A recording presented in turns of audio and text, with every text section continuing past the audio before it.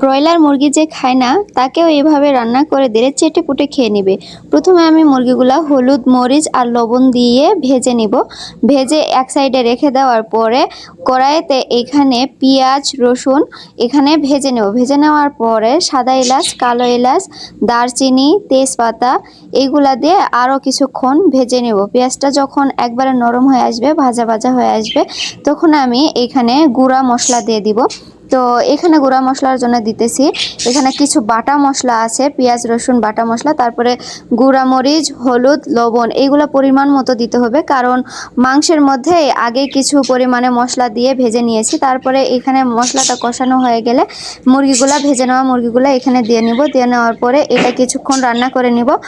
আর এখানে বেশি পরিমাণে পানি ইউজ করব না, হালকা পরিমাণে, মানে এটা যখন ভাজা ভাজা হয়ে আসবে তখন হালকা পরিমাণে পানি ইউজ করব, বেশি পানি ইউজ করে এই রান্নাটা করা যাবে না। তারপরে এটা সুন্দর মতো ফ্রাই করে নেব। দেখুন কত সুন্দর হয়েছে, অনেক টেস্ট।